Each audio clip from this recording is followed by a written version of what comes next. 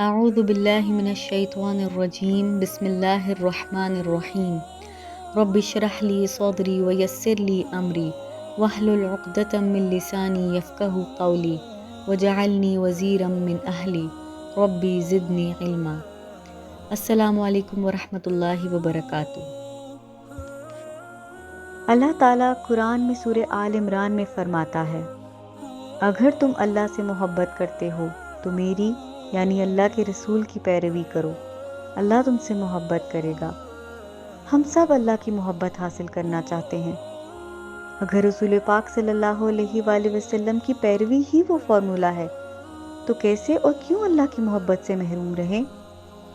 رسول صلی اللہ علیہ وآلہ وسلم کی حیات طیبہ بہت واضح اور صاف الفاظ میں ہمارے پاس سیرت کی کتابوں میں موجود ہے۔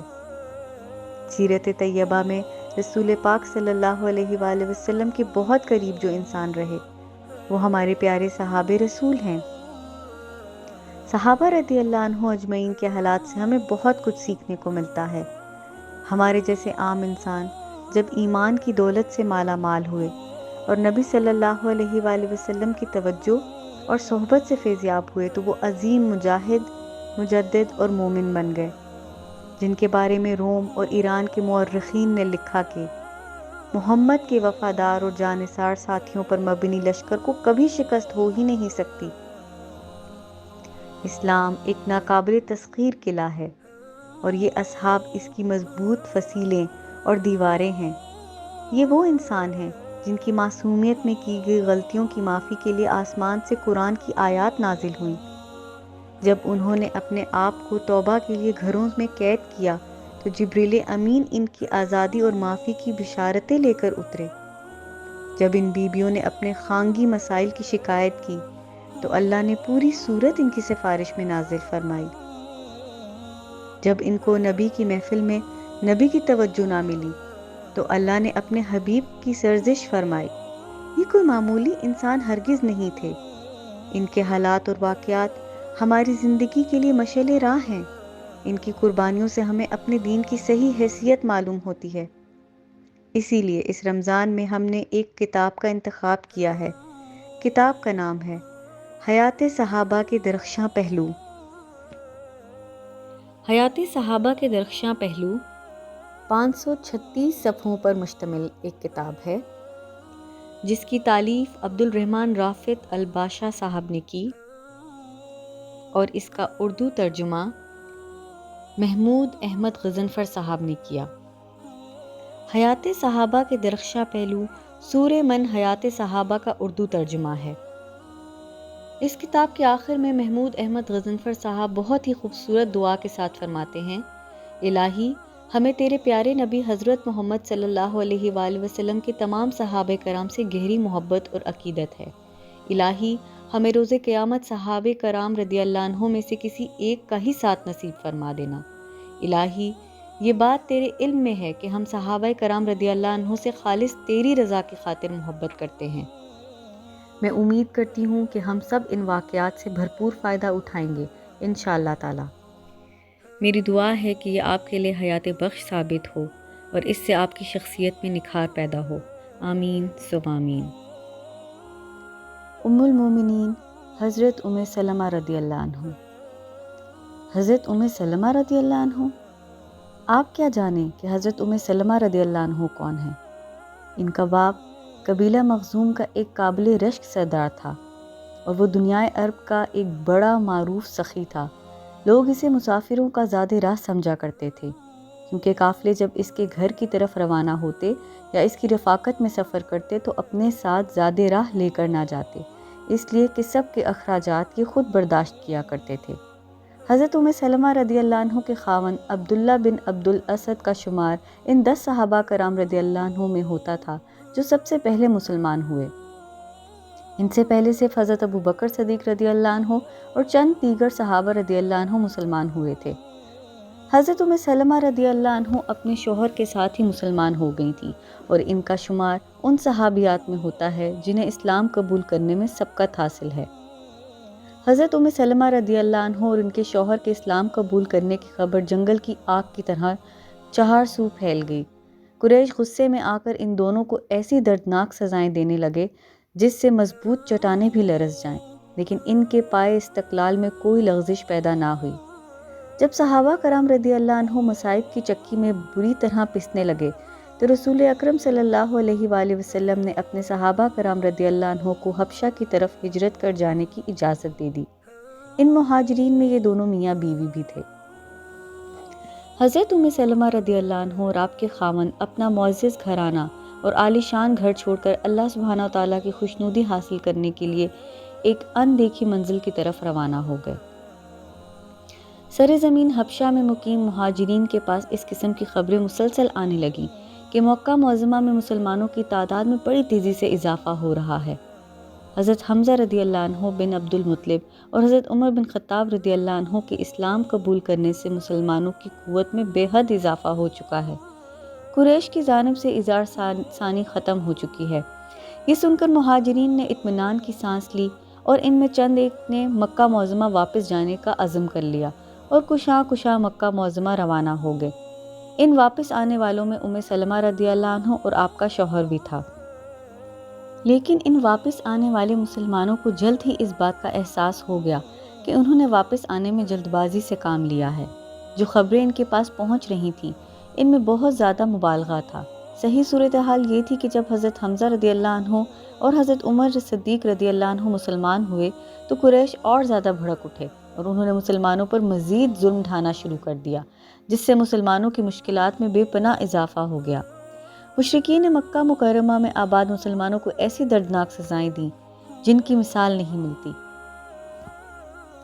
اس صورتحال کو دیکھ کر رسول اکرم صلی اللہ علیہ وآلہ وسلم نے اپنے جانثار صحابہ کرام کو مدینہ منورہ ہجرت کر جانے کا حکم دیا تو مہاجرین کے پہلے قافلے میں حضرت ام سلمہ اور آپ کے شوہر نے شمولیت کا ارادہ کیا، لیکن اس دفعہ حضرت ام سلمہ رضی اللہ عنہ اور آپ کے شوہر کا مکہ سے ہجرت کرنا اتنا آسان نہ تھا۔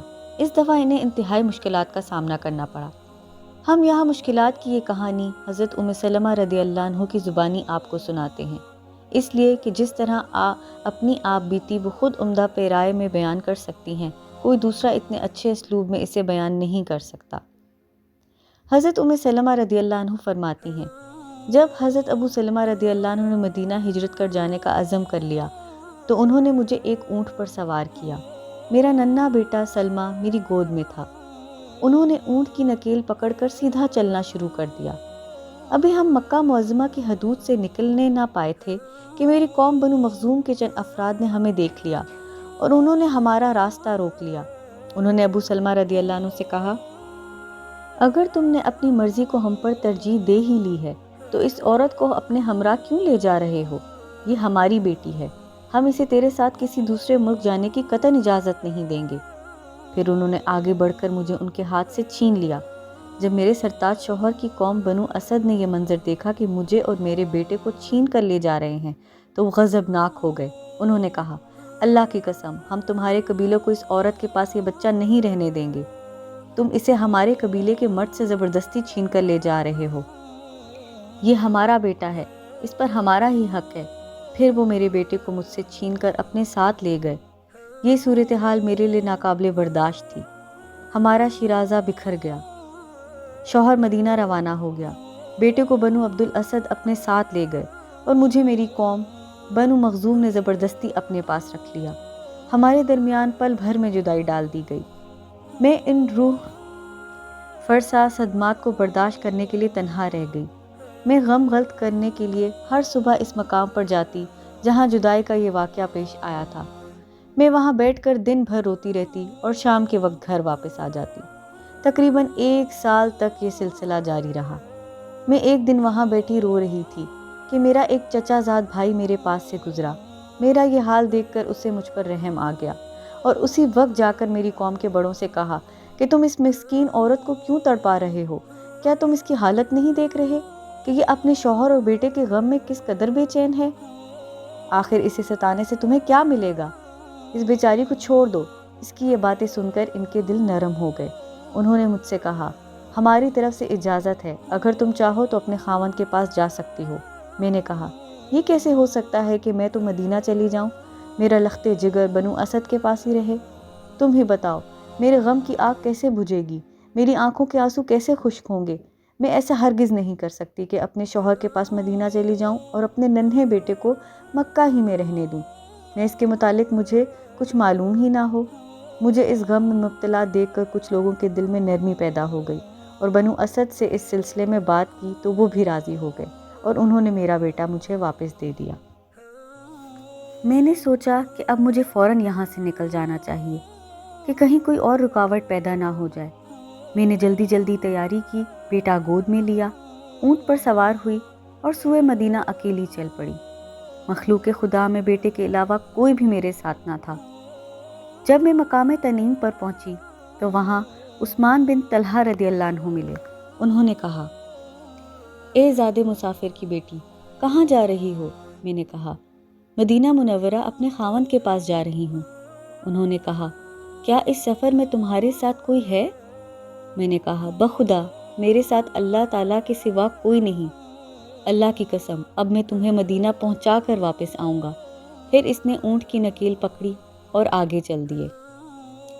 جب بنو عمرو بن عوف کی بستی نظر آئی تو انہوں نے مجھے کہا، آپ کا خاوند اس بستی میں رہائش پذیر ہے، اللہ تعالیٰ کی برکت سے اس میں چلی جائیں۔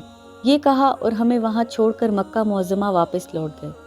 یہ منتشر گھرانہ بڑی طویل جدائی کے بعد پھر اللہ تعالیٰ کے فضل و کرم سے اکٹھا ہو گیا۔ اپنے خاوند کو دیکھ کر حضرت ام سلمہ رضی اللہ عنہ کی آنکھیں ٹھنڈی ہو گئیں۔ حضرت ابو سلمہ رضی اللہ عنہ نے اپنی بیوی اور بیٹے کو صحیح سلامت دیکھ کر سکھ کا سانس لیا اور انتہائی مسرت کا اظہار فرمایا۔ پھر بے شمار واقعات پلک جھپکنے میں گزرنے لگے۔ غزوہ بدر میں حضرت ابو سلمہ رضی اللہ عنہ شریک ہوئے اور دیگر مسلمانوں کے ساتھ بڑی واضح کامیابی حاصل کر کے واپس لوٹے۔ غزوہ بدر کے بعد غزوہ احد میں شرکت کی اور اس میں پیش آنے والے مشکل حالات و مصائب کا سامنا کیا۔ اس آزمائش میں بھی توفیق الہی سے پورے اترے، لیکن اس معرکہ میں انہیں ایک گہرا زخم لگا۔ علاج کرنے کے بعد بھی زخم کچا رہ گیا۔ تھوڑے عرصے بعد وہ زخم دوبارہ تازہ ہو گیا اور حضرت ابو سلمہ رضی اللہ عنہ شدید تکلیف میں مبتلا ہو کر صاحب فراش ہو گئے۔ حضرت ابو سلمہ رضی اللہ عنہ نے علاج کے دوران اپنی بیوی سے کہا، ام سلمہ رضی اللہ عنہ، میں نے رسول اکرم صلی اللہ علیہ وآلہ وسلم کو یہ فرماتے ہوئے سنا کہ اگر کوئی شخص مصیبت کے وقت صبر کرے اور ساتھ ساتھ یہ کلمات بھی کہے، الہی میں اپنی اس مصیبت میں تیری ذات اقدس سے اجر و ثواب کی تمنا رکھتا ہوں، الہی مجھے نعم البدل عطا کر، تو اللہ سبحانہ و تعالیٰ دعا کو قبول کرتے ہوئے اسے نعم البدل عطا کر دیتے ہیں۔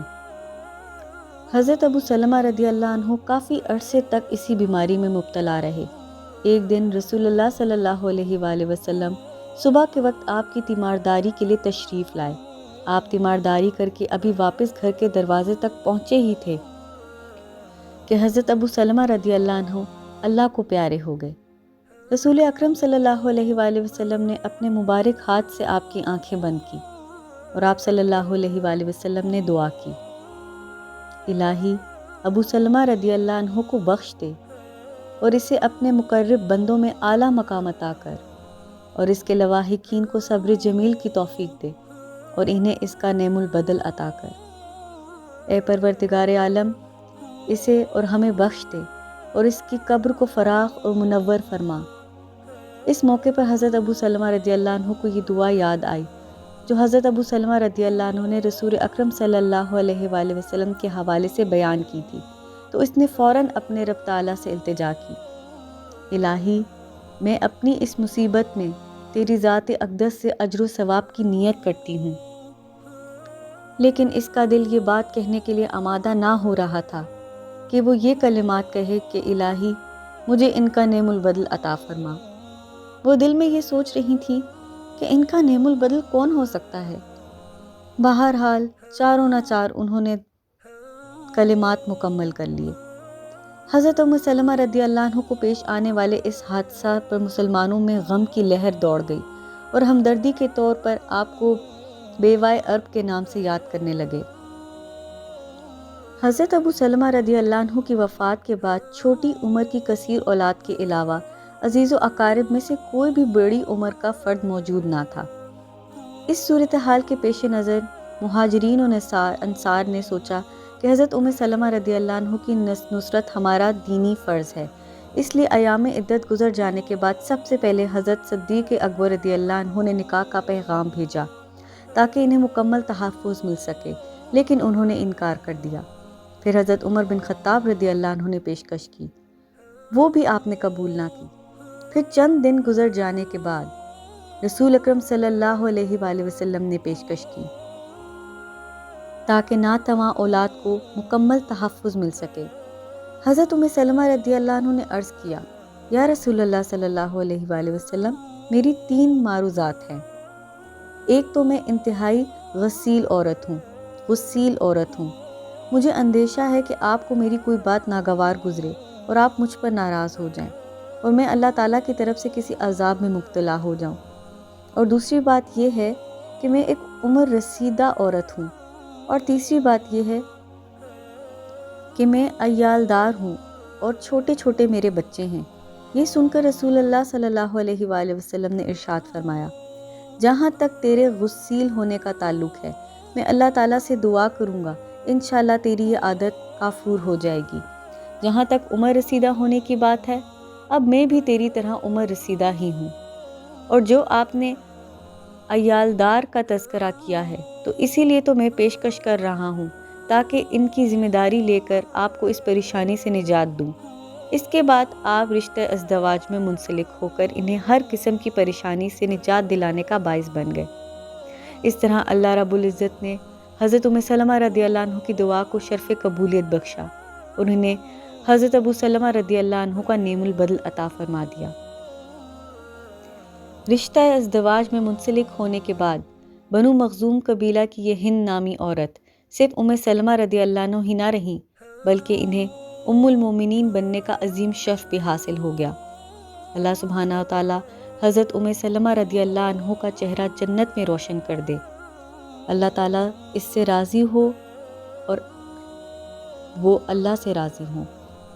ام المومنین حضرت سلمہ رضی اللہ عنہ کی مفصل حالات زندگی معلوم کرنے کے لیے درج ذیل کتابوں کا مطالعہ کریں۔ اللہ تعالیٰ اس کار خیر کو شرف قبول سے نوازے۔ وصلی اللہ علی النبی محمد وعلی آلہ واصحابہ وسلم۔ سبحانک اللہم وبحمدک، اشہد ان لا الہ الا انت، استغفرک واتوب الیک۔